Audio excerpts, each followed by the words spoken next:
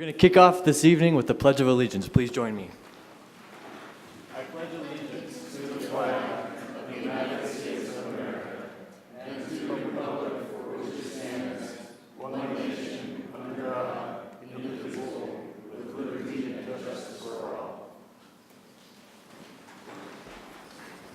We'd like to welcome each and every one of you to our public meeting this evening. We appreciate that you have taken time out of your very busy schedules to attend, participate, and see your local government at work.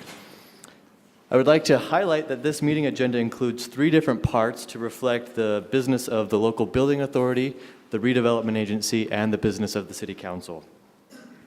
I'd like to make the distinction that for the public's understanding and to ensure that we have a clear record, a little known fact about us is that council members don't just serve on the city council, we also represent the local building authority and the board of the redevelopment agency.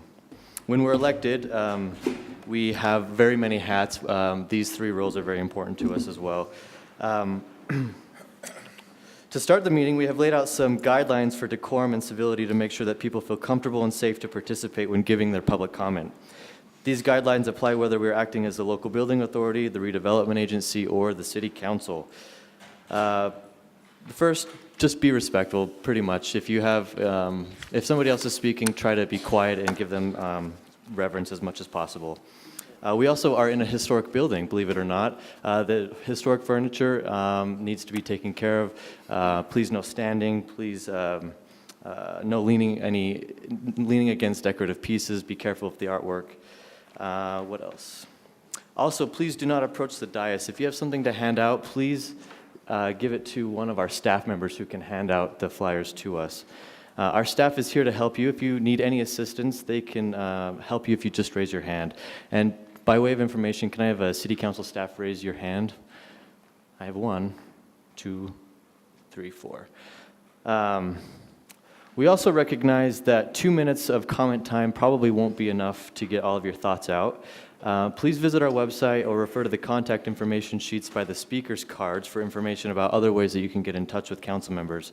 All of us are available through email, phone, snail mail. We'd love to set up one-on-one meetings as well if there's something important. We are now at Section B, the public hearing portion, and we are acting as the local building authority. We have a few opportunities for public comment tonight, and I will call people based on the comment cards that have been turned into us. I will call 2 people at a time. The first person, please come forward to the microphone, and the second person, please be ready to follow. Comment time, as I mentioned, is limited to 2 minutes per person, and you cannot combine time with another speaker. As a reminder, please help us create a civil and respectful meeting. As the local building authority, we will now hold a public hearing regarding a resolution adopting the final budget for the Capital Projects Fund of the local building authority of Salt Lake City for the fiscal year beginning July 1st, 2017 and ending June 30th, 2018.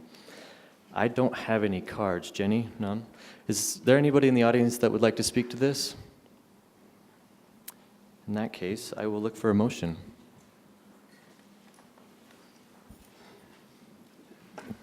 I'll move that we close the public hearing. I have a motion by Board Member Mendenhall, a second by Board Member Luke. All those in favor? Aye. Aye. That motion carries. And that concludes the business of the local building authority. We are adjourned as the LBA, and now we will convene as the Redevelopment Agency Board. As the RDA Board, our public hearing tonight is regarding a resolution adopting the final budget of the Redevelopment Agency for Salt Lake City, Utah for fiscal year 2017-2018. I have 1 card tonight, Josh Sherman. Josh, please join us at the dais. Should I get a name and address to start? I beg your pardon? Name and address to start? No? Nope, Okay. just jump Just right start. in. I'll put my timer on. So thank you, City Council. It's my first time here speaking to you. I've spent a lot of time in other city councils. But I want to first commend you for all the stuff you've been doing for the homeless population. I commend you for that. And the outreach, and even though it's down on 19, I think we should hire 10 social service workers and not just 1. So that's my recommendation. My second is what I'm going to talk about RDA funds, or RDA funds. Right now, there's a thought going around about doing murals. There's a submission to the RDA about getting paint and supplies for murals in Salt Lake. That's one thing that the Rio Grande did with their wall to beautify it, and I think this city, the things that we champion, are to beautify it through this budget as well. One thing to strengthen the resources of our local talent is to also do that. I've been to Spain twice. I painted murals over there. And I had to go there, even though this is my home city, to paint on walls. So as this topic moves forward, I'd appreciate that. We had a Banksy for about 12 hours in this city. And up in Park City, it's protected. We all appreciate art. It's hanging on the walls here. It's all hanging on your houses. But I believe the outdoors is still a beautiful landscape, and we can beautify these things at a very low cost. And I believe that is, moving forward, something the RDA should evaluate into their budget. It's something that's low cost, but also can beautify some of these spots that we are looking at redeveloping as well. I still have 20 seconds, so I will say this. Park City just passed a plastic bag ban. I've been helping them try to do that for 5 years. I'd like Salt Lake City to take the baton up and start championing that as well in this city. And finally, we need a skate park in this city as well. It's my third cause. So I'll come back and address you with those things, but I believe that's something that we need here in the city as well. Appreciate your time. Thank you for all you do. Thank you. Thank you, Josh. Mr. Up next, I Chair. have a card for George Chapman. May I have a Oh, I beg your point of pardon. personal privilege? Yes, please, If you Councilmember haven't been over to Johnson. the Jordan Park skate park, you got to come over. Wonderful place. All right, George, you're up. Okay, I'd really appreciate it if the RDA board, in discussions, future deliberations, would consider, we've talked about this for a couple of years, but it's getting worse and worse, and with last night's story on KSL, you're going to get a lot of pressure. You really should be looking at this. The idea of having an indoor and outdoor camping facility for people that don't want to go to the road home, it's complicated. San Francisco had problems with it, but it's something Salt Lake City should be identifying. All these people that are camping out by the Jordan River or 500 West, in all of our neighborhoods, it's getting ridiculous. So no matter what you do about trying to throw out people from 500 West, they're just going to go to our neighborhoods, all the way to Sugar House. So it's something you have to decide. RDA funds are the only way to do it. You have to get them a facility that they can go into without thinking they have to go to another area like Sugar House or East Bench. I mean, all areas in the city are impacted. So I'm asking you to consider again putting aside a facility for the homeless that want to get out of the road home area, just to get out of the sidewalk, some place that they don't have to put up a tent and have it picked up and taken away the next week. Thanks for listening. Thank you, George. That is the final card. Is there anybody else that would like to speak on the RDA budget for 2017-2018? In that case, I will look for a motion. Oh, we have a comment? So why don't you come up and offer your 2 minutes, and then we'll ask you to fill out a comment card afterward. Okay. Can you please state your name? My name is Dieta Barta, and I live in the city, and I really came to represent the poor, the low income. And in my neighborhood, many of the people that live there are elderly. They have a fixed income, and every year that income gets tighter and tighter, and it gets down to the point where, you know, taxes are raised, that's their food money. So I'm here to say, all the plans that you want to add to the budget, remember the poor, because they're amongst us. And they don't really have a voice. They don't want to come to this, so I just felt compelled to come to say, remember, you know, even the library situation, $20 here, $5 for sewers, you know, those things make a difference to those that have fixed incomes.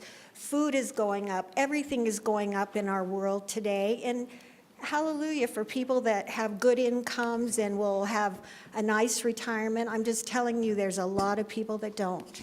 So that's what I wanted to say about that. Then I want to say about the place for the indigent and helping the homeless. My burden is for them too. My heart breaks for them. But I want you to know, you guys chose a building on 7th South that is an active building. That parking lot is filled every day except for Sunday. It's a thrift store, and that thrift store helps the poor. On the west side of that building, there's a big dead building that sat there for years. It's just a garbage building. And then on the other side, there's that big building that used to be Mountain America. That's up for sale. I know people are using the offices, but I'm saying really step back and look at that. I drove around the city, and there's a lot of empty lots around 21st and, on the west side of the street. And I don't even care that it's in that area, but just don't take a building that's being used and active. It's a newer building, and knock it out just because it's easy to attain. And I want the homeless help too. And then another thing, I want to talk about using the budget for bicycle lanes. Time. Is my time up? Your time is up, and we actually have general comment period every formal meeting, and so you're going to have an opportunity to speak on general topics such as these Okay. in a little bit. But please take a card from a council or from a council staff here so we Okay. can get you on the record, okay? Mr. Chair? Yes. Point of personal privilege. Ma'am? Ma'am, I want you to know that part of the agreement we have with the 7th South is that we find an equally good location for Deseret Industries in the same area so that we won't put them out of business, just for your information. Well, that's good to know. And then I believe we had another comment over here. We have Dave Iltist here to speak to us about the RDA budget. Is that correct? Okay. Hi, just a brief comment on the RDA budget. The Salt Lake City Bicycle Collective is a wonderful nonprofit organization that fixes up bikes and either sells or donates them to low-income people.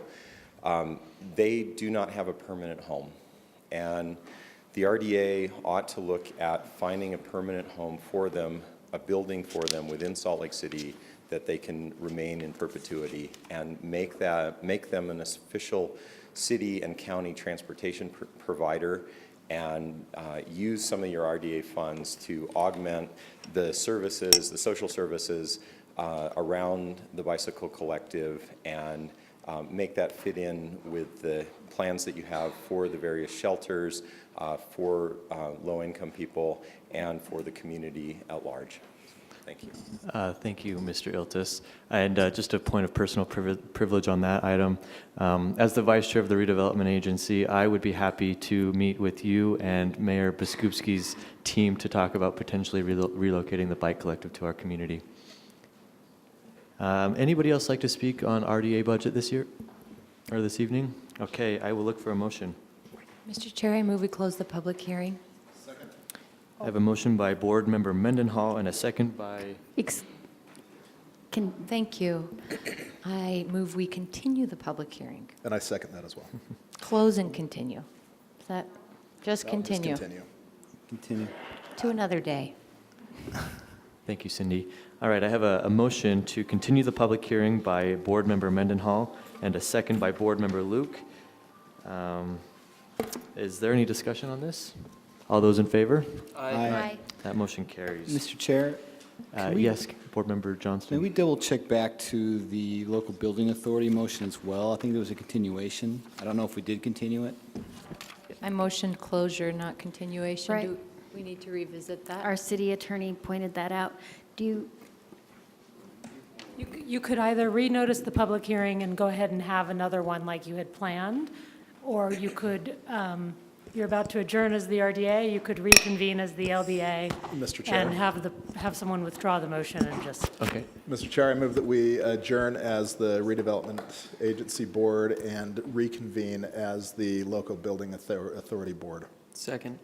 Okay, I have a motion to, I have a motion by Board Member Luke and a second by Board Member Rogers to close as the Redevelopment Agency Board and reconvene as the Local Building Authority. All Mr. tho- Chair, sorry, we need. All those in favor? Aye. That motion carries. Mr. Chair, having voted on the prevailing side, I move that we reconsider our actions on closing the public hearing. Second. I have a motion by Board Member Luke and a second by Board Member Rogers to reconsider our action. All those in favor? Aye. That motion carries. Mr. Chair, I move that we continue the public hearing to a later date. Second. I have a motion by Board Member Luke to continue the public hearing and a second by Board Member Rogers. All those in favor? Aye. All right. Mr. Chair, I move that we adjourn. Oh, We don't have to do We that. don't? Okay. Then we're done. All right, and we are now acting as the Salt Lake City Council. I will look for a motion to approve the work session minutes for Tuesday, April 18th, 2017. So moved. And is there a second? Second. I have a motion by Councilmember Rogers and a second by Councilmember Johnston. All those in favor? Aye. That motion carries. Okay. We are on to item G, public hearings. For the record, items G1 through G11 are associated with the implementation of Mayor Biskupski's recommended budget for Salt Lake City, including the library fund for fiscal year 2017-2018. This is our second City Council public hearing for the annual city budget, and items G1 through G11 will be held together. If you're here to speak about the city's budget, this public hearing is your opportunity. I don't have any cards. Oh, yes, I do. Okay. Thank you, Jenny. Up first, we have Mimi Charles, followed by Jen Colby. Hi, Mimi. Thank you, Councilmember Kitchens and council members. I'm Mimi Charles. I'm the president of the City Library Board, and I'm here tonight to speak on behalf of the library's fiscal 2018 budget. The last time the library brought you a budget that required a revenue adjustment for operations was in 2004. Since then, our system has grown 30%, and the ways in which we bring value to the community has evolved with changing community needs. Our staff are more and more out in the community. We don't wait for people to come to us. We proactively bring learning and literacy to the community. We offer literacy-rich story times in 80 pre-K Salt Lake City classrooms every month, including the YWCA, Palmer Court Apartments, and Head Start. We partner with the city's school district, the Jewish Community Center, Tracy Aviary, the Latinos in Action to provide early literacy training. We know that it's vital to reach parents if we want to make an impact on our kids. Our 1,000 Books Before Kindergarten program encourages parents to read 1,000 books to their kids before kindergarten starts. We began the program in February 2016, and as of March 2017, nearly 400 kids and their parents have completed the program. Our digital inclusion fellows have made notable inroads in addressing the digital divide and bringing technology access to many of our lower and fixed income residents. Our new Tech League now includes 30 volunteers teaching technology skills in the community at places like Liberty Senior Center, the Refugee Immigrant Center, the VOA, and the Utah Pride Center. And because of these program successes, we are expanding the number of laptop discovery kits from 20 to 40, thanks to a donation from Google Fiber. In short, the library is not a static organization. We continue to develop innovative and collaborative ways to fill gaps in the community and act as a multiplier and extender of value through our many partnerships. Whether it's providing technology classes or our new programs to lend laptops and Wi-Fi hotspots, our strong focus on literacy and lifelong learning, or our national recognized partnership with the VOA to deliver social services, the library is truly unique center for learning, sharing, and strengthening community in our beautiful city. Thank you for your continued support of our city library. Thank you, Mimi. Up next, we have Jen Colby, followed by Dita Barta. Thanks. I've had a little bit of time to wade through the voluminous budget information, and I really appreciate everyone's hard and serious work on this. This is the statement of values as well as the opportunities for our city. I want to speak quickly on a few highlights. I'll send more detailed comments in writing. Specifically, I am in favor of the library tax increase. I think it is well justified, and they also provide enormous services to our lower income community. So that trade-off, I think, is worthy. The Hive Pass, I really appreciate. I've used in the past. Right now I have a U-Card, yay. But I'll be back on the Hive Pass as soon as that ends. And I also really support the pay raises for employees. I know for a lot of years they they were at 0 increases. It's really important to catch them back up. I do have several concerns. Tonight, I'll focus on the Golf Enterprise Fund. Honestly, this feels like Groundhog Day or maybe Groundhog Year. Haven't we been here before talking about the same thing over and over and over again? I know this has been a thorn in your side. Nothing has really changed except that the red ink continues to flow. The budget admits the obvious, that this program is completely unsustainable. The Golf Enterprise Fund as a business entity cannot continue and shouldn't have been allowed to continue this far. It's a really good idea to move the Rose Park parcel to parks, but not as golf. It needs to be, the golf needs to be ended at that point. We can really use that parcel for much more widespread recreation opportunities. Surveys show strong support for open space, not just golf. Creating a separate golf organization within parks makes no sense, and we still have red ink flowing. There's already other subsidies coming in, like the living wage increase that supposedly they can't pay for, various capital improvement funds. That's completely fiscally irresponsible and wrongheaded, and I ask you all as sincere, fiscally responsible people not to leave this to continue to fester forever. The golf system is overbuilt. It's underutilized. People need parks that aren't for golf. I totally see that we need golf in many places, but it's time to start downsizing our system. And I also oppose the 2 ordinances that would provide for ongoing subsidies. Thank you. Thank you, Jen Colby. Up next, Dita Barta, followed by Roger Jones. Hi, it's me again. I'm just representing the poor, the seniors, the low-income, fixed-income people about raising taxes. Just consider them if there's a way. I mean, $20 sounds like nothing to most of us, but again, it's food for the seniors, for the elderly, for the low-income.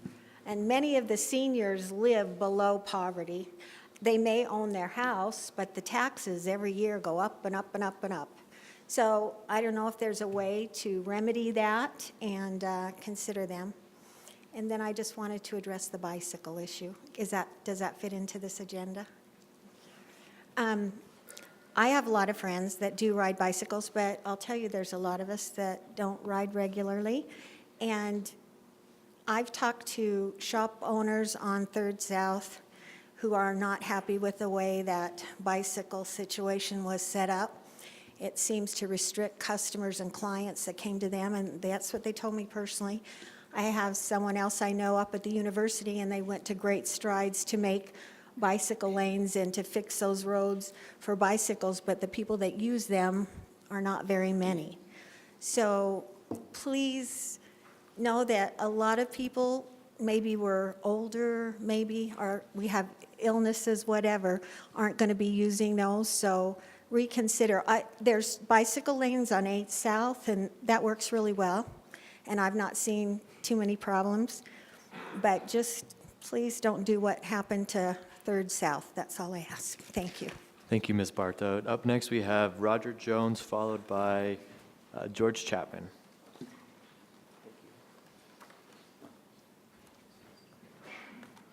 I've been a city library system user for almost 75 years, and I think it's provided a very beneficial service to the community. I think it unifies, educates, enlightens, and it does so to a wide variety of people in our midst. I might also put in a plug for the online services that the library offers.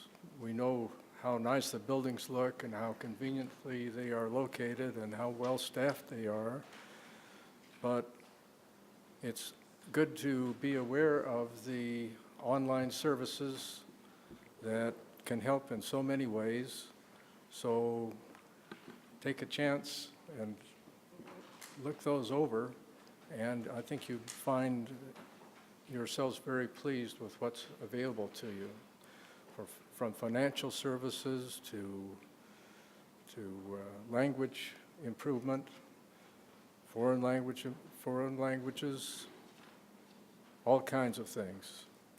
Anyway, I would urge the City Council, and I'm in Councilman Luke's district and enjoy his interaction with our community council up there, but I would urge you all to support the city library budget as presented. I think it's well composed and well thought out. Good luck with all your work. Thank you, Mr. Jones. Up next, we have George Chapman, followed by Dave Iltis.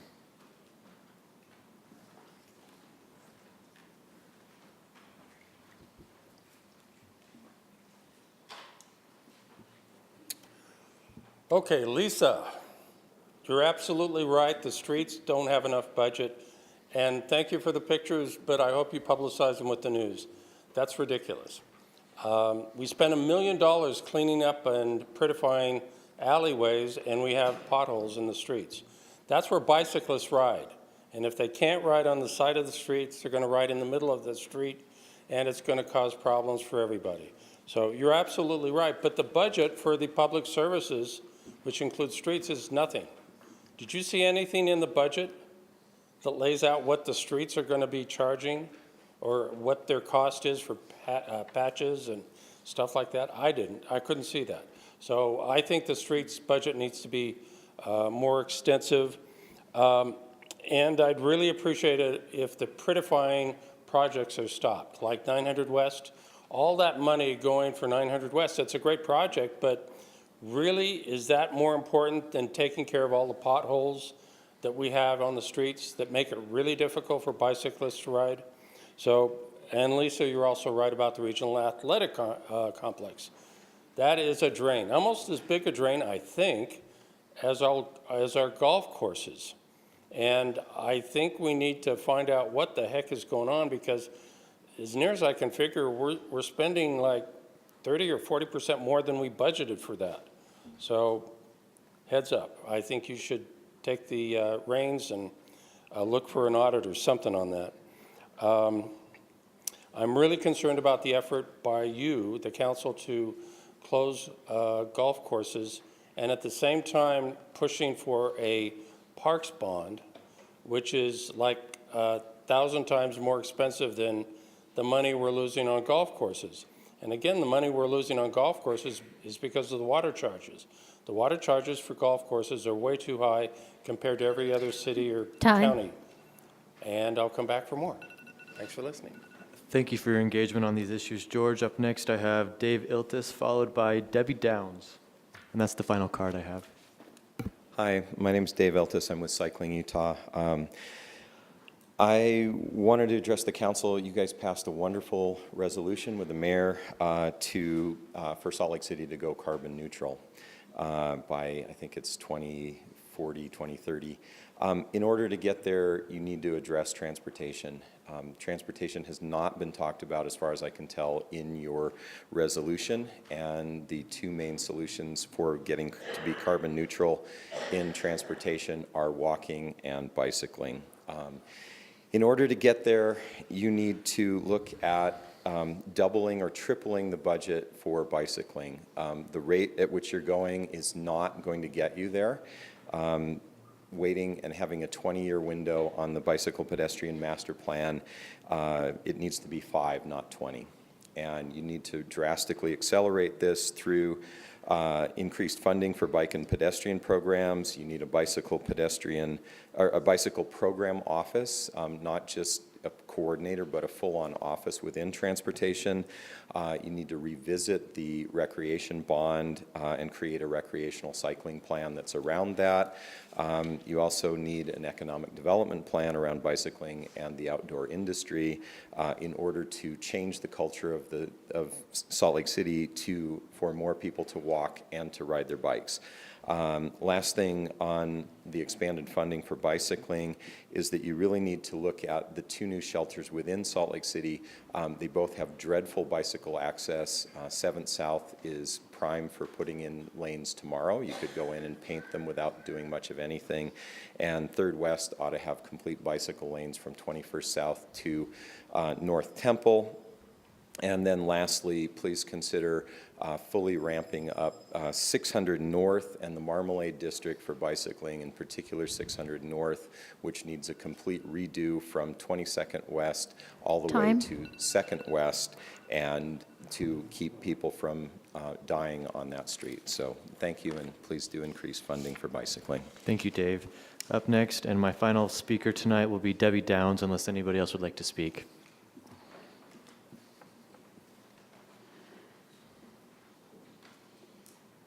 Hi, my name is Debbie Downs, and I live in District 5. And I just wanted to, as a heavy library patron, lend my support and towards the library budget increase, and thank the library for the many programs that I take advantage of, as well as my family. And there's just so many diverse programs that are just very stimulating and really appreciative. Also, I'm representing, I'm a member of the Friends of the City Library, and we would like to lend our support towards that increase in the library budget as well. So thank you for your time. Thank you, Debbie. And I think there was another speaker over here.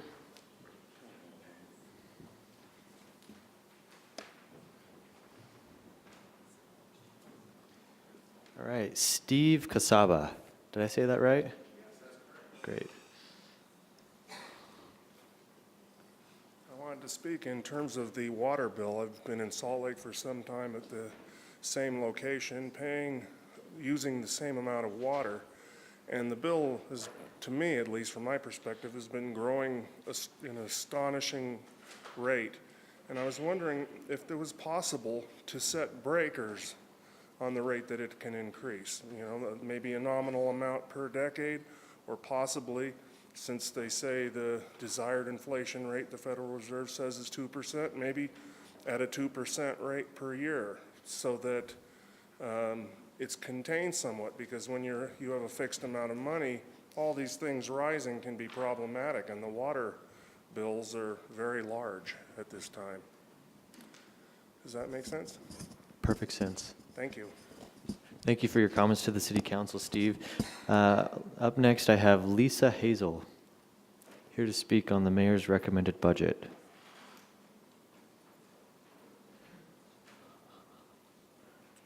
Hello, everyone. I just barely got here. So I just want to say that I ride my bike a lot in Salt Lake City, and I would like to see the funding for bikes raised on the plan. And I really spend a lot of time on the 3rd South part of the city, and I really feel safe on that, as well as and then the other thing is in terms of the sidewalks and the safety ordinance on the sidewalks, I know for people like my sister and my brother, when they go downtown, they want to ride their bikes on the sidewalk because they don't understand all of the rules for riding bikes on the street, and they want to go and have fun and feel comfortable. And I would just ask that my sister and brother, and even my parents live in Sandy, but if they wanted to come and do that, it makes it really difficult for us to enjoy downtown together unless we can all ride on the sidewalk. I feel comfortable riding in the street, but I know my family wouldn't, so thank you. Thank you for your comments tonight, Lisa. Is there anybody else that would like to speak to the mayor's recommended budget for 2017-2018? In that case, I'll look for a motion. Mr. Chair, I move that we continue the public hearing for the mayor's proposed budget for 2017-2018. Second. I have a motion by Councilmember Adams and a second by Councilmember Luke. Is there any discussion? All those in favor? Aye. That motion passes. Now, this concludes the public hearing for the mayor's recommended budget for Salt Lake City, including the library fund for fiscal year 2017-2018. All ordinances and budget-related items will also be heard as one public hearing item during the June 6th continued public hearing. So if anybody else would like to speak up then as well.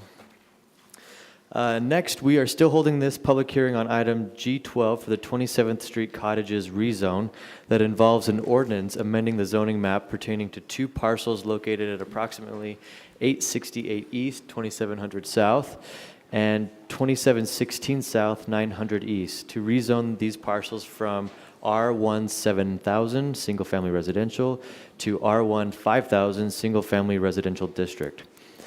Please note that this proposal will likely be changed due to unforeseen events. The applicant is working with the Planning Division on changes and any process that needs to be added. Once that process is finalized, the new information will be transmitted to the City Council, and the council can then consider a proposed rezone. An additional public hearing will be held at that time. If you have any questions, please raise your hand and a council staff can come help you out. Mr. Chair? Yes, ma'am. Given that what we will see will be different than what is before us right now, I would like to propose that, make a motion that we continue the public hearing to a future council meeting. I don't want to cut anyone off, though, if they came to speak just on this tonight, so. I have one card. Okay, I'll hold it then. Okay, I sounds good. just so that people understand, though, that what they're speaking about may be changed. Sounds great. We have Gary Wilkinson to speak on this item tonight.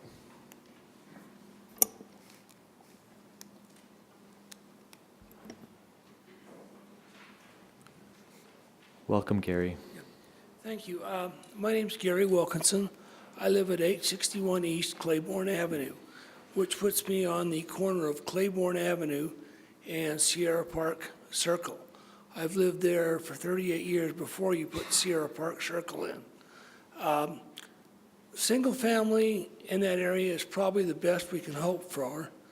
Larger lots would be nicer, less density is all. The problem with this development is they want to, as a gift to the city, they're going to put a sidewalk from 27th South to Claiborne, or to Sierra Park Circle. And right now, there's a fence there, and previously, when the fence goes down behind the house at 868, we can tell because we have trash, vandalism, and graffiti. Also, I've got two neighbors across the street on the south side. There's a retaining wall, and they run up the retaining wall and try and jump over the fence. There is the school has a fence that runs from 8th East all the way to 9th East. There's no gates. This will not improve the access to the school. If you look at the map, it's no further what they've got now than what they have. I said this will make please consider the existing residents on this, because this is going to be a disaster for us. We've had this before. Most of the kids are nice. We get some, they run up on our roof. They hop up on my 4-foot part of fence on the 6, and they run up on my roof. Most of them are good, but the bad ones are going to outweigh this. So please consider that. Anything? Any questions? No questions from the City Council tonight. Thank you for your comments, Mr. Wilkinson. Is there anybody else that would like to speak to this item? Okay, come on up. Go ahead and state your first and last name, and please, when you're finished, fill out a comment card for us. Sure. My name's Colin Strasser, 1935 South, 900 East. I'm the owner of this property. The issue that came up was kind of that, and so we will be axing that, so that will not be happening. There will be no walkway through there, as we couldn't quite get the property that we needed to do that. And it seems like, I guess there's a member of the community that probably wasn't for that. So to lay his fears to rest, we are kind of changing that. And that's why I guess we'll see you come back with a better plan. So thank you. Thank you for your comments. Is there anybody else that would like to speak on this item? I have a third person over here. Come on up. Please state your first and last name and fill out a card for us at the end. Just real quick, my name's Troy Fitzgerald. I live at 862 East Claiborne Avenue. I also oppose the rezoning. I'll stand by and wait for the additional details and changes and come back and better understand those and speak to those. Thank you. Thank you for your comments tonight. Is there anybody else that would like to speak to this item? Seeing none, I'll look for a motion, Lisa. I will now make that motion. I'm glad we had people who were here to speak to it. Move that the council continue the public hearing to a future council meeting. It has been moved by Councilmember Adams and seconded by Councilmember Luke. Is there any discussion? All those in favor? Aye. That motion passes. Our next public hearing this evening is item G13 regarding an ordinance amending the zoning map pertaining to one parcel located at 1978 South West Temple to rezone a portion of that parcel from RMF 35 residential multifamily to general commercial, and amending the Central City or Central Community Master Plan future land use map. I have two comments this evening. First up, George Chapman, followed by Cindy Cromer.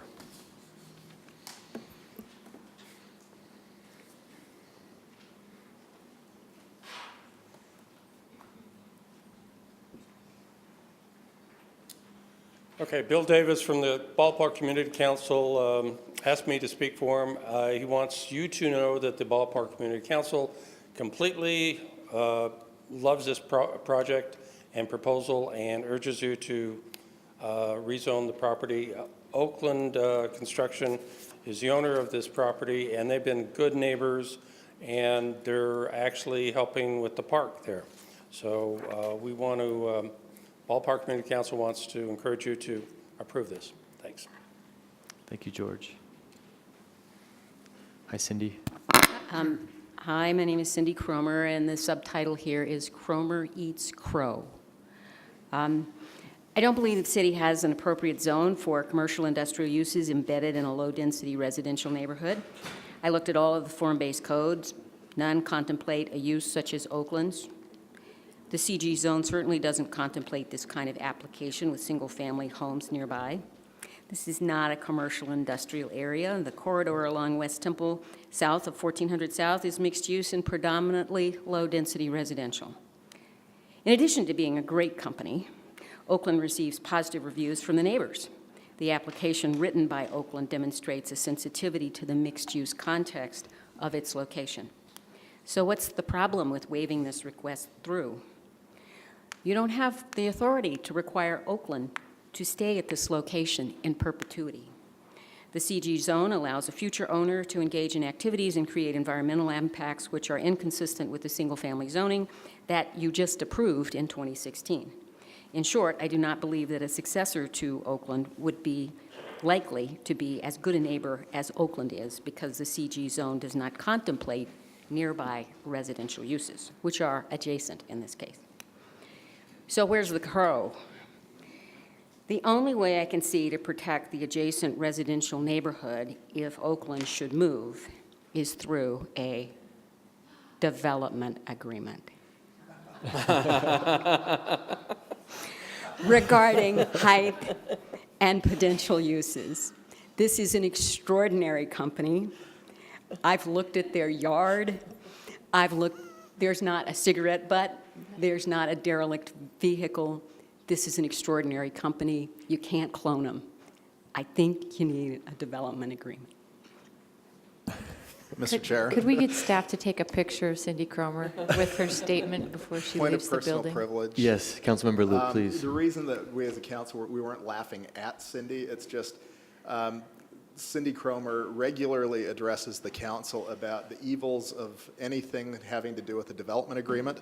And so the irony was, and fortunately she saw the irony as well and was able to enjoy that with us. So that was the reason we were laughing. We weren't laughing at her, we were laughing with her. So. And if I might add, Cindy Cromer is one of the greatest land use advocates in our community, so we appreciate what she offers. Is there anybody else that would like to speak to this rezone petition? Seeing none, I'll look for a motion. Mr. Chair, I move that we close this public hearing. I have a motion by Councilmember Mendenhall and a second by Councilmember Luke. Is there any further discussion? All those in favor? Aye. Aye. And that motion passes. Item number G14 is a city council public hearing regarding an ordinance amending the zoning of 6 parcels located at 527 through 559 East, 2100 South from Community Business District, CB, to Residential Mixed Use District, 35, and amending the Central Community Master Plan Future Land Use Map. All right, I've got a stack of cards. Up next, first I have Ryan Bell and Shane Dennis, and then followed by Randy Connell. Ladies and gentlemen of the council, Mayor Piscupsi, thank you for allowing me to speak. I have prepared a statement. As you said, my name is Ryan Bell. I'm a resident impacted by the construction of the Sugar House mixed-use development. FEMA has dedicated federal funds to a project called Fix the Bricks, localized only to older homes in Salt Lake City. This program is dedicated to a known issue and risk of major earthquake potentially destroying and severely damaging the structures of our homes. The inherent risk of home damage is well documented and warrants federal money to mitigate. By implementing a vast construction project, the impending seismic activity would certainly have far-reaching impact unforeseen by all parties. My concern is not only for that of my house, but for every house near the construction. Is Salt Lake City and the development parties prepared to handle the cost of potentially damaging all homes in proximity to the project? The cost may not even be a monetary one. The risk of damaging someone's house and collapsing during or after construction could also result in the loss of life. Living in houses with an average age of approximately 100 years brings to light the many concerns of dealing with mixing old and new construction. Please consider limiting the impact of construction and development to a smaller, less intrusive footprint. Our city does not need economic development so badly that it eschews common sense and reasonable conduct. Thank you. Thank you for your comments. We have Randy Connell up next, followed by Pandora Holder.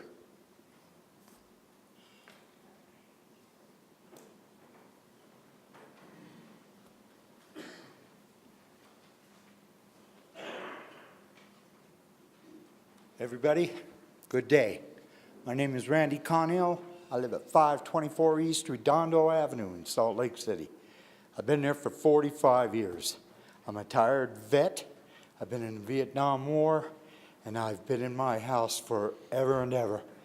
And when they put up this building, you're going to take everything away from me, including all my view of the Wasatch. Everything that's happening in Sugar House has just destroyed everything. It's no longer any fun. It's no longer pretty. It's getting overcrowded. The sewage is going to back up. The electricity is going to get bad. Traffic is going to be devastating. So I ask you to look at this and to really think good about destroying 21st South and 5th East. And I would appreciate everything that you guys do. Thank you, people. Have a good one. Thank you, Randy. Up next, I have Pandora Holder, followed by Jan Lillenquist. My name is Pandora Holder, and I, along with Randy, have been in that property for off and on 45 years, along with him. And, you know, I worry about the same thing as, you know, the construction and his house falling down, being in his backyard, enjoying the beautiful view of the mountains that won't be there anymore, having to have people look down on us when we're in the backyard. You know, all of those major concerns of just living a good life now that we've been there so long are just going to be gone. And I would so appreciate you considering a much lower so they're not looking down on us. We don't want their trash in our yard. You know, there's a lot of things to factor in, and I appreciate what you guys do, and I appreciate that you're trying to grow Sugar House. We don't want to grow it. I know the youngsters do. We do not. So, thank you. Thank you for your comments tonight. Up next, I have Jan Lillenquist, followed by Teresa Brown. It is John Lillenquist. Excuse me, I apologize, John. John Lillenquist. I want to thank the council for giving me the opportunity to speak.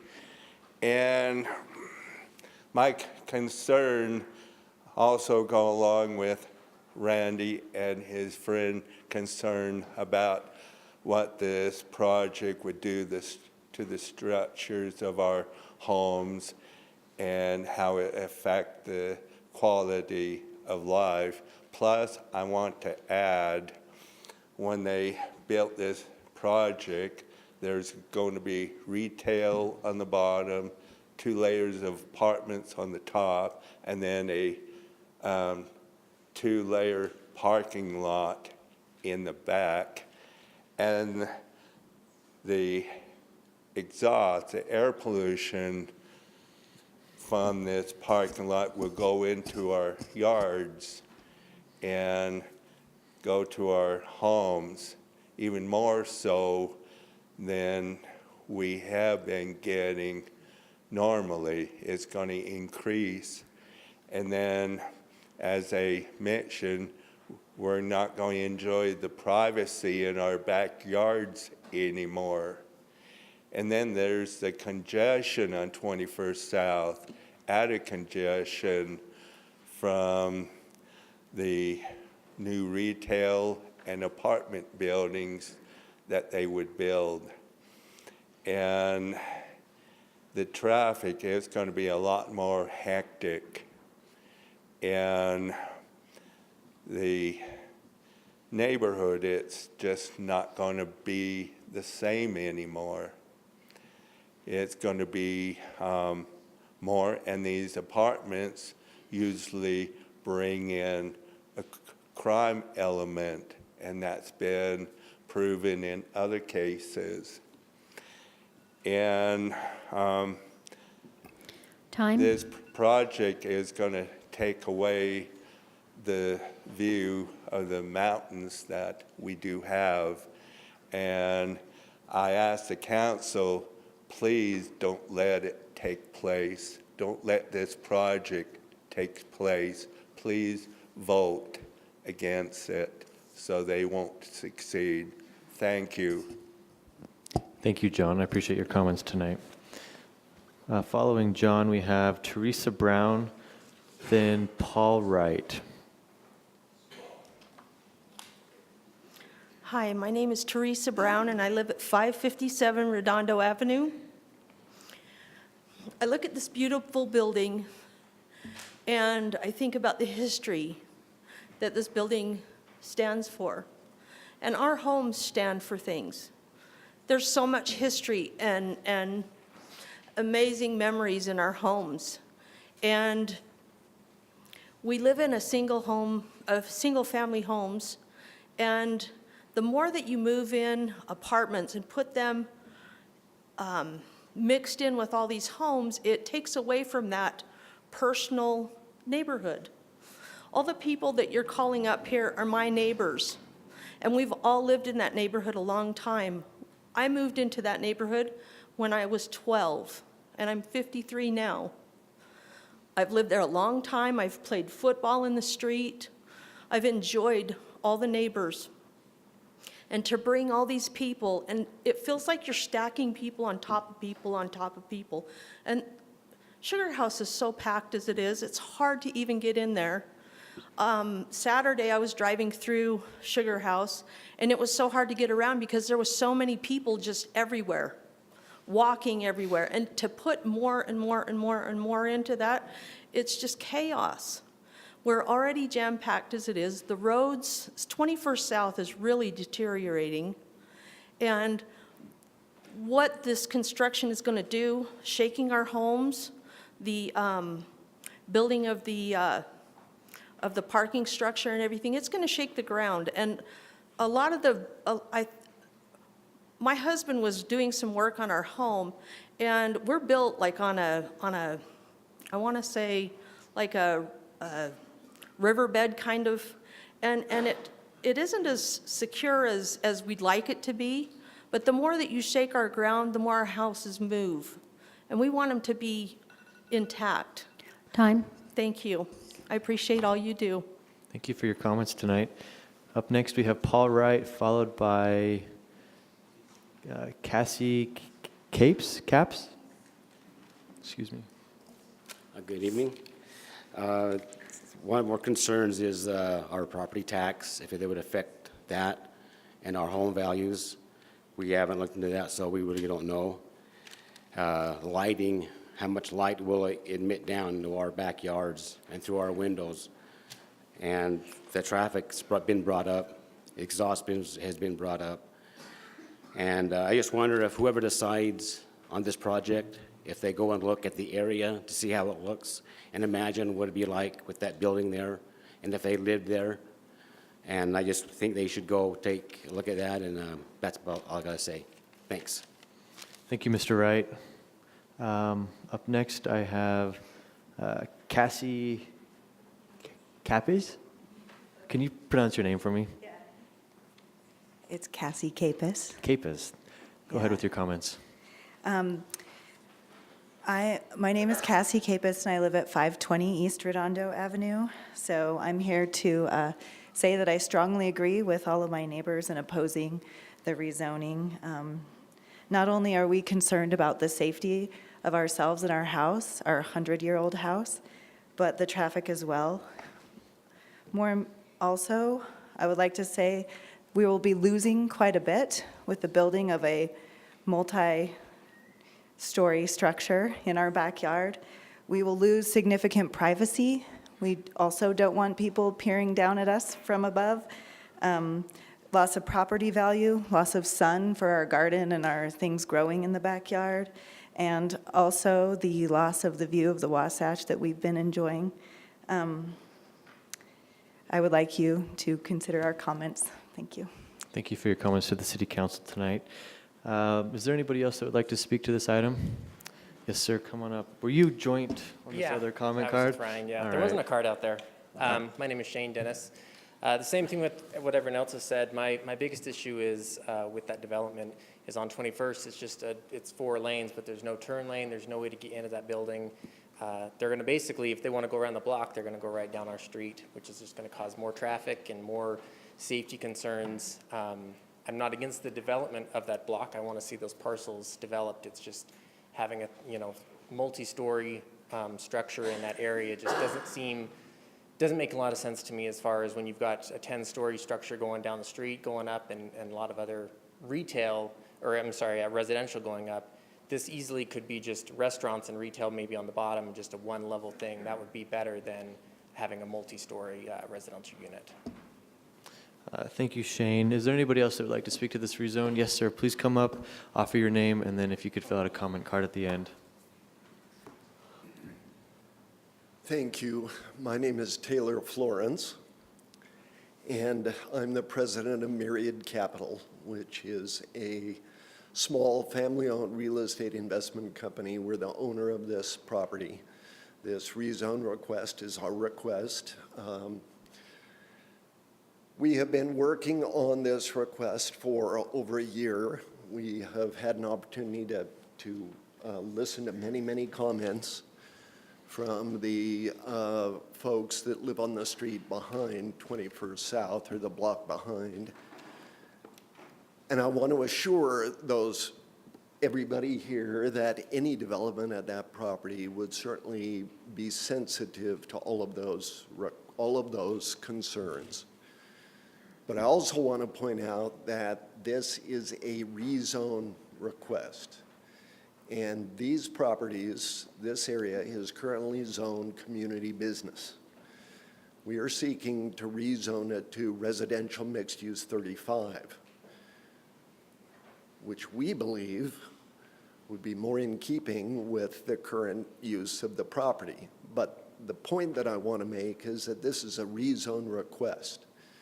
And all of the comments that we've heard tonight, I think, relate to a particular project. We are not here talking about or seeking approval for a particular development project.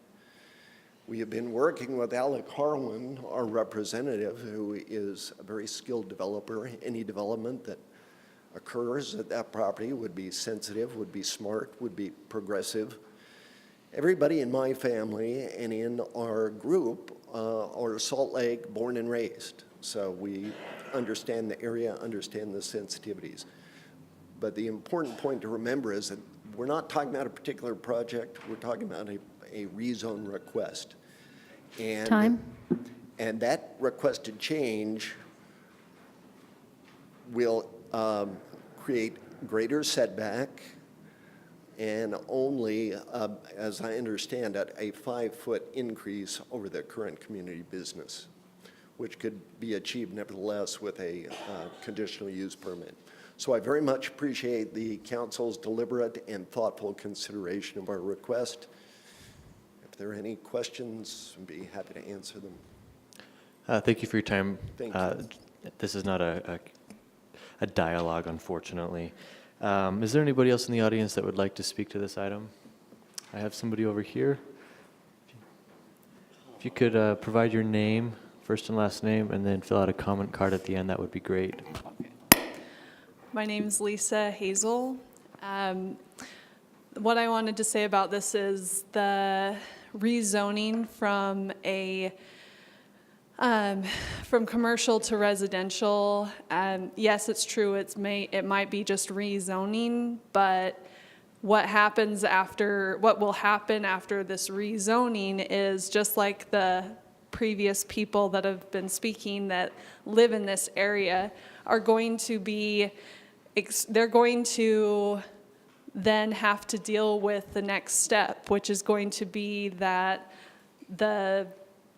there will be these apartments that will go in. So yes, this is just requesting that the zone be changed from commercial to residential, but changing it is going to ultimately lead to exactly what the people that live on Redondo Avenue are talking about. So I think that considering these people's concerns about their daily lives and the daily things that they get to enjoy right now is really important. And a developer has other places that they can develop, and they can pick another place where people aren't going to be affected, or maybe not as much, or maybe there isn't as much history that fellow residents are going to be hurting from. And that's all I have to say. Thank you for your comments to the City Council. Lisa, is there anybody else that would like to speak to this item?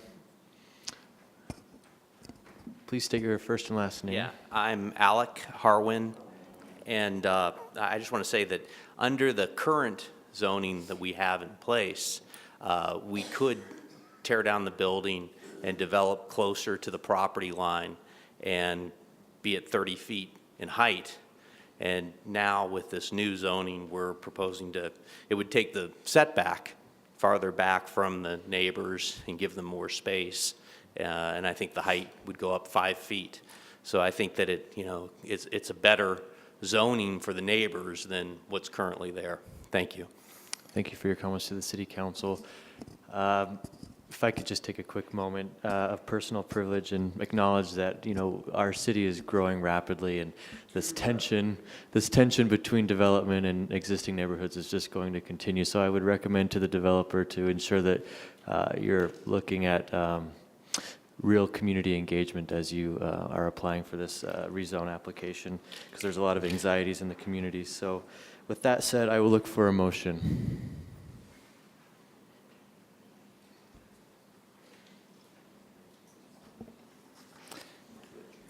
Mr. Chair? Yes. I'd like to make a motion to move that the council continue the public hearing to a future council meeting. Second. I have a motion by Councilmember Johnston and a second to that motion by Councilmember Mendenhall. Is there any discussion on this? Yeah, the reason I'm motioning that is it sounds like we probably need some more, it'd be nice to have some more dialogue about the existing zoning and the proposed zoning to understand each other a little better. Consequences of leaving it and the consequences of changing it as well for the neighbors. That's why I'd like to see this continue for a little while longer. Mr. Chair? Yes. May I interject? As the council member over this district, I've been at several community councils, actually 2 community councils, where Mr. Harwin presented and then came back at a subsequent meeting with a new proposal for a potential development on that site based on the previous community feedback session. I appreciate that kind of public input, but it does sound like we've heard from residents who I didn't hear from in those community forums necessarily, and without taking a stance tonight on this issue. I'd be happy to stay around and talk with residents after, and perhaps you and your team would also, because I think the reality of the existing zoning and that potentially a worse product based on the feedback you've given us tonight could happen over the counter without any changes is something that we should be in dialogue about. So I'll stick around after, and we can chat in the room if anyone would like to stay. Thank you, Councilmember Mendenhall. Anybody else on the council here? Okay. All those in favor of the motion? Aye. Aye. Is there anybody opposed? Okay, that motion passes. And we are on to item number G15, which is our city council public hearing regarding an ordinance amending the zoning map for property located at 350 East, 800 South from RMF 30, low-density multifamily residential, to neighborhood commercial district, and amending the central community master plan future land use map. I have one card, and that is for Cindy Cromer.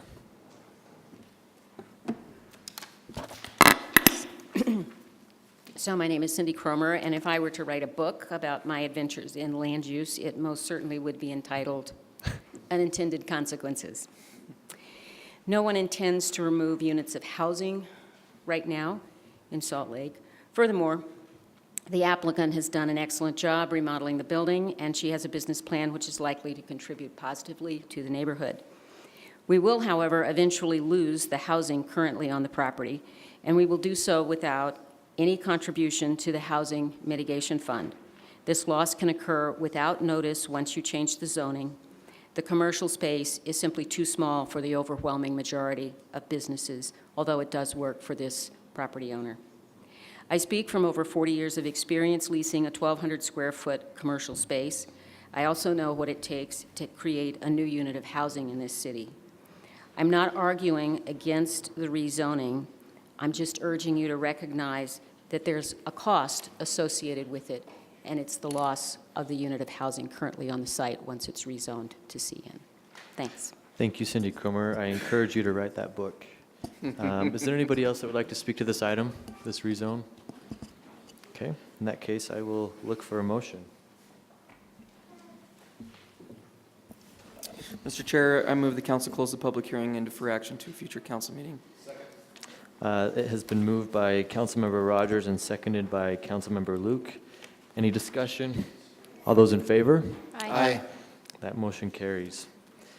The last items, items G16 through G19, involve grant applications that will be heard as one public hearing item. I don't have any cards. Would anybody like to speak to these grant applications? Seeing none, I will look for a motion. Mr. Chair, I move the council close the public hearing for grant application items G16 through G19 and defer action to a future meeting. Second. It has been moved by Councilmember Rogers and seconded by Councilmember Mendenhall. Is there any discussion? All those in favor? Aye. That motion carries. We are now at the potential action items of our City Council agenda. Item H1 is regarding an ordinance amending the final budget of Salt Lake City, including the employment staffing document for fiscal year 2016-2017. The amendment would create a line item to account for $3,517,000 in bond issuance costs for general revenue airport bonds sold on February 8, 2017. I'll look for a motion. Mr. Chair, I move the City Council adopt the ordinance amending the Salt Lake City Ordinance Number 30, which adopted the final budget for the current fiscal year to reflect $3,517,000 in bond issuance costs related to the February 8, 2017 sale of general revenue airport bonds for the terminal redevelopment project. It's been moved by Councilmember Rogers, and there's a second by Councilmember Luke. Any discussion on this? All those in Yeah, favor? I have discussion. Oh, excuse me. Aaron Mendenhall, please. I am going to vote in favor of this, but I believe that we need, just as this project has commenced and new funding needs have come to light, there have been ordinance needs that have come to light also in terms of the contracts that have been executed in this process. And so just a comment that I look forward to this council working with the administration to adjust some of the things that have come to light, and ask that we do so expeditiously. Thank you. Thanks for your comments, Councilmember Mendenhall. Anybody else? All right, all those in favor? Aye. That motion carries as well. We are now on to Section I, the comments period.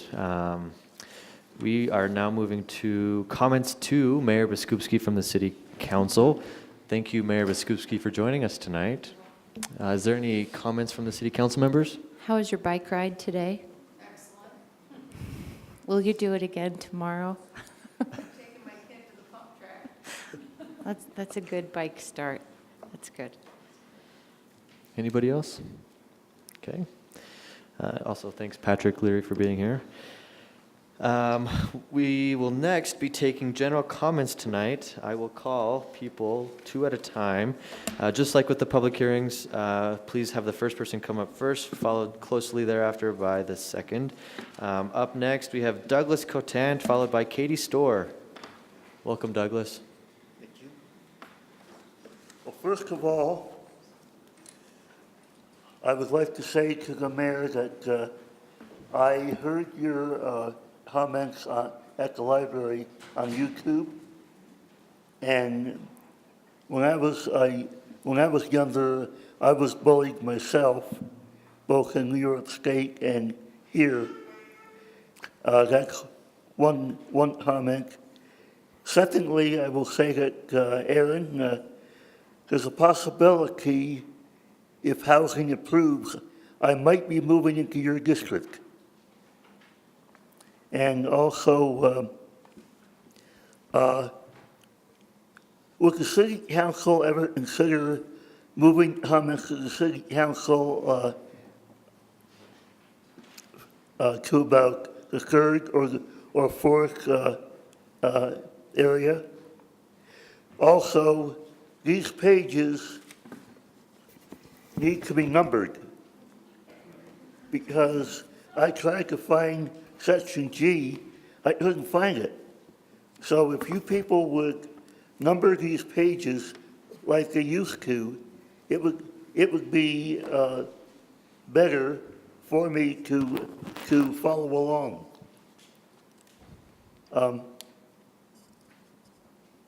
Thank you. Where's Lisa? Mr. Chair, point of personal privilege. Please, Mr. Luke. Lisa was not feeling well, so she left early. Right. Right. Thank you. Thank you, Mr. Cotan. Appreciate your comments tonight. Up next, we have Katie Storr, followed by Nate Story. Hi, good evening. Thank you for this opportunity, council members, Mayor Biskupski. Katie Story, I'm here tonight to speak on, as a follow-up to the letter I sent you each a couple of weeks ago regarding the housing ordinance that restricts, I'll go ahead and just read this. That restricts the number of non-related individuals occupying a single-family home to 3 people. I feel that in light of the affordable housing crisis Salt Lake City is currently experiencing, we should consider changing this to 4 non-related people. I believe it's a timely and impactful, it would be an impactful decision. My husband Nate and I are currently renting our home on 12th Avenue to 4 engineering students from the University of Utah, all of whom personally signed the lease. We see our home as a great opportunity for college students and millennials who are just starting careers and unable to afford $1,000 or more per month on housing. Every time we've listed this home for rent, we've had tremendous interest from young working professionals and college students looking to live together with friends or colleagues in a home sharing environment near the city and university with access to transportation, restaurants, and all of the amenities the city has to offer. Since purchasing this home in July of 2015, we've renovated it to make it a safe, comfortable, and clean environment for our tenants. We dug out and installed proper egress windows in the basement bedrooms and are currently re-landscaping, installing a new irrigation system to be more water-wise, and constructing a decorative fence to improve the home's appearance for the tenants and neighborhood. While recognizing the spirit of the current ordinance, our home is 2,100 square feet with 4 proper bedrooms, ample street parking, in addition to having a driveway and garage. In fact, there's 150 lineal feet of parking, which could accommodate up to 10 vehicles. We're active and attentive landlords. We perform quarterly inspections of the home, drive by the property daily, and we regularly communicate with the neighbors to ensure there are no disturbances or problems. As you know, the city's housing plan suggests that subdividing large homes into apartments would be a great solution for the housing crisis. When I read this, I thought, geez, great, we're actually already on the same page. Allowing this four-person exemption would be a natural first step and a logical addition to this very comprehensive housing plan. In closing, I would like to thank each of you for your time and your service to the city. I really appreciate it, and thanks for hearing me. Thank you, Katie, and I apologize for mispronouncing your last name. I missed the Y. Oh, that's Katie okay. Story like a book. Yeah. Up next, Nate Story, followed by Allison Anderson. To follow up on Katie's comments that she made about our property that we're renting to for college students, I remember when I was a college student, the people were not necessarily eager to rent to people of my ilk. I think of college students, millennials generally, and other people that are looking to have a shared space are generally frowned upon by landlords, and specific to the point of only having, 3 unrelated individuals living in a home at the same time. I think it arbitrarily penalizes what is a natural arrangement, much in the same way that you might find that 2 people maintain a conversation well and 4 people maintain a conversation well, but 3 people don't. We tend to find that people come in pairs, and to the extent to which you have a home that both in square footage, bedrooms, safety, and otherwise can accommodate that, that it really ought to boil down to the quality of tenants as opposed to an arbitrary metric of the number of individuals living in the home. How you identify a quality tenant is obviously the thorny part, which is what the compliance regulations are meant to identify and enforce. We lived across the street from this home. We bought it with the intention of keeping eyeballs on it. We subsequently moved but have a close relationship with our neighbors. Us living in the same neighborhood as the home that we rent are a very different landlord than maybe a national company that's coming in, buying up homes, and maintaining them in the form of some sort of a real estate investment fund. We are a unique kind of landlord, and we maintain a high-quality tenant via background checks, financial wherewithal, quarterly check-ins, driving by the home, touching base with neighbors, et cetera. And so we would propose that there is some sort of an additional change to the compliance regulations and items that emphasizes more tenant quality as opposed to the absolute number of unrelated folks in the household. You can have 2 people in a house that are still throwing wild parties and inviting all of their friends, and they're a horrible tenant, but they're not necessarily going to violate the ordinance based on the number of folks in the house. We would argue that if there's an appropriate number of parking spaces, as well as other safety and other regulatory guidances that are applied to the home, that the number of folks living in the home that are unrelated is generally kind of an arbitrary metric for that goal, which is compliant tenants and neighborhoods. Thanks. Thank you, Nate, for your advocacy on housing. Up next, we have Allison Anderson, followed by Damon Harris. Hi, I'm Allison Anderson. Sorry, I'm kind of sick. My voice might not carry great. So the treatment of the homeless population on Rio Grande is unjust. The use of heavy machinery to clean up the area is unnecessary. By taking personal belongings and treating them as trash, it sends and reinforces the message that they're a nuisance and less than human. I ask that heavy machinery not be used to clean the Rio Grande area. I am involved in harm reduction with One Voice Recovery, and we, along with other organizations, are actively cleaning areas around 500 West. We pick up syringes, various drug paraphernalia, and other hazardous waste. It is really not necessary to use such machinery and force. I may have incorrect information, but I read that this was done due to this waste being a public health issue. I have a hard time seeing how blankets, tents, and clothes are anything more than an eyesore to the public. This machinery may also be a trigger to PTSD to some in this vulnerable population. I hope this is taken into consideration and this inhumane practice does not continue. Thank you. Thank you. Up next, we have Damon Harris, followed by George Chapman.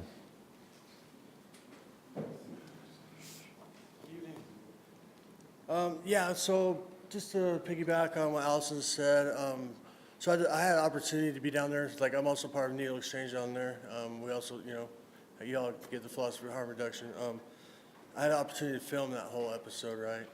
And it was a traumatic event in that neighborhood. People desperately, like, trying to go from one street to the other street. Officers chasing people off. These people, like, have barely the means to survive anyway, so why would we, bring in, heavy machinery to traumatize an already traumatized, community, right? Yeah, I don't know what to do. Like, I'm like at my wit's end as far as like how to remedy this, what's going on down there, right? Like, I'm just like curious, like, why nobody's declared a state of emergency as far as what's going on down there. It's in a state of crisis, like serious crisis, right? And I work in a treatment center, and we operated like as far as like trying to get the diversion clients in, and we have a lot of beds open, but even when we fill up all the beds, there's not enough bed space, for everyone that needs treatment down there, right? And we've definitely vilified our mentally ill, people with active addiction, and homeless people as a culture. So I get why it's easy to legitimize like heavy machinery and that, but like it's not helping in any way, And I just like, I wish Chief Brown was here. Maybe I'll go talk to him too. But yeah, so just like find a better solution, right? Come down there, like make these people belong, right? They just feel defeated and unwanted. And when you bring heavy machinery in there, you're reinforcing that unwant, and that's not what we want to do as a culture, right? I'm hoping. Thank you. Thank you, Damon, for your comments to the City Council tonight. Up next, we have George Chapman, followed by Dave Iltis. I hope you all noticed that today's discussion on urban forestry, you're removing 3,000 trees a year, and you're not replacing all of them, but when you replace some of them, you're replacing them with little tiny trees. That is not sustainable. I hope you revisit the urban forestry program. You already know what I think about public utilities. Let's talk about it again. Public utilities budget that you gave us is 4 pages, but you're doubling the tax in 5 years. That's worse than UTA, okay? That doesn't justify a tax increase that big. You should respect the citizens and taxpayers and give them a lot more information than 4 pages. In general, I agree with the budget and the library tax increase, except the library wants to build new construction, but they haven't finished a maintenance study. So theoretically, they could come back next year and say, we want more funds for maintenance. They shouldn't get the full tax increase right now because I expect them to come back next year and ask for more money. That's what they should be waiting for. We've talked about the high pass before. Again, you're not pulling in the people who can really be encouraged to use mass transit, the seniors. There is no such thing as a senior high pass. And so you're losing out most of the people who could benefit and actually get more high passes and more mass transit use. And again, let's go back to streets. A couple of years ago, Charlie, you approved a tax increase for streets, but it didn't go to streets. So I'd appreciate it if you'd all revisit that and maybe put it back where it belongs. Thanks for listening. Thank you for your thoughts tonight, George. Yes, Councilmember Luke, please. Point of personal privilege, just to clarify something that George just said. Yes, so I did vote in support of the tax increase.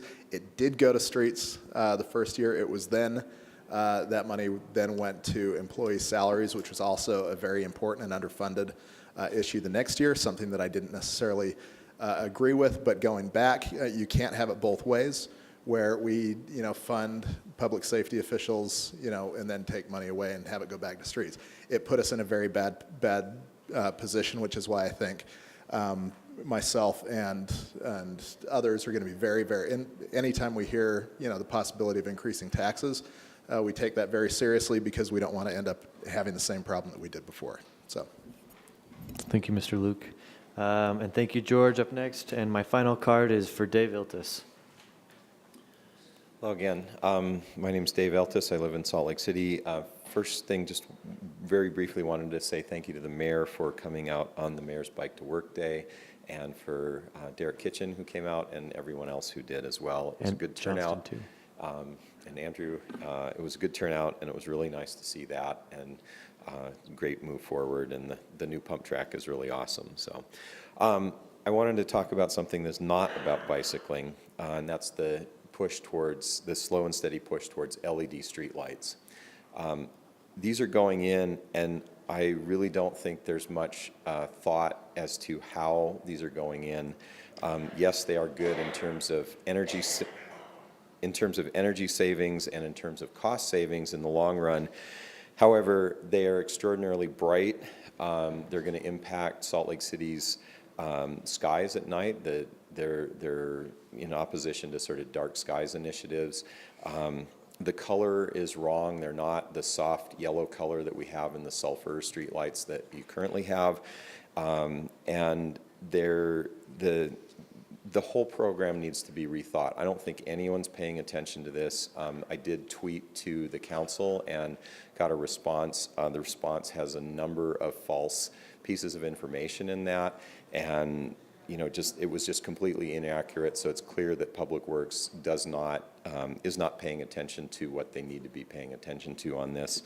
And lastly, just as an example, there's a LED street light in the avenues on 7th Avenue and N Street, and that shines into the kitchen or the living room of a house that just sold there, and I'd be willing to bet you're going to get phone call upon phone call from the new owners of this home because it blasts their front window, and this is going to go on and on and on, and you need to go find a better solution before you push forward without thinking about this. Thank you. Thank you, Dave. Is there anybody else who would like to speak to the City Council for comments tonight? I have a hand over here. If you could please state your name and fill out a comment card afterward. Thank you. I appreciate the time. I received a mailing a few weeks ago about a dedicated discussion on water and sewer that was going to take place at this meeting. No? Little 3x5 card? So we can actually connect you with somebody from our office who can help understand better what you're referring to, and maybe Was it not to be discussed today? We don't have anything on our agenda at the moment. The hearing was the main opportunity for people to comment. It could be that you're thinking of? It indicated The that this discussion? Wednesday and next Wednesday, this would be open for discussion. That is for the hearing, so that would be for you to give your comments. There may be some brief discussion at a council meeting again, but Was the it hearing- included in the budget? Is that? Yeah. Thank you. Oh, But did you want to offer your comments? They would be included. I don't have any comments because I don't know the facts. Okay. Well, we can connect with you afterward, and we could discuss this one-on-one, depending on who your representative is. Senator, if you don't mind coming up to the microphone and offering your comments, and please state your first and last name. Well, what I'm gathering here, what she just said, my name's Gilbert Kelly. I received one of those cars, and that's why I'm here today. The utilities are just going sky high, and we're having a problem on 2nd South with people probably evicted from the house because you can't afford to pay your utilities. I'm a disabled vet right now, and I'm on Social Security. I've been on it since 1990, and I'm making limited amount of money, and I can't afford these utilities that you're raising all the time. I feel like I'm Pete the Tramp, Joe Shit, the Poop Man, living the way I live, and you guys keep letting these utilities raise everything, and I just can't afford it, and I know a lot of people. I'm ready to be homeless, and I don't ever want to be that way. But yeah, that's the whole purpose I came here, is because I got that 3x2 car too. And I wanted to let you guys know, man, Have mercy on us. Please. Thank you for your comments. We can connect with council staff if we can maybe work out the issue that was Our miscommunicated. guru just walked in. Great. So these two folks over here can help both of you out. Maybe we can understand the issue that was not communicated very well. Anybody else who'd like to speak? All right, moving right along, we are at item J. There is no new business, so item K. Our first item is regarding an ordinance amending Salt Lake City consolidated fee schedule to reflect changes to certain golf fees and rates. I'll look for a motion.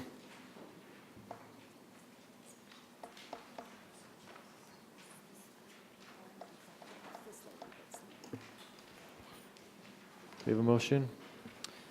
Mr. Chair, I move that the council adopt the proposed ordinance that amends a portion of the consolidated fee schedule pertaining to the golf fees for the 2017 season, as was previously discussed by the council and approved in city code. In addition, the council moves that a note shall be inserted into the golf fee section of the amended consolidated fee schedule that reads as follows, quote, "Actual green fees charged for seniors, juniors, school golf teams, and group rates are subject to change and may vary from the prices listed on the consolidated fee schedule," unquote. All right, it's been moved by Councilmember Johnston and seconded by Councilmember Luke. Is there any further discussion on this? All those in favor? Aye. Aye. That motion carries.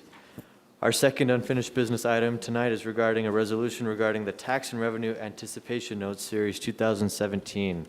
I'll look for a motion on this item. Mr. Chair, I move the council adopt the resolution authorizing the issuance and sale of not more than $25 million of tax and revenue anticipation notes, Series 2017, and related matters.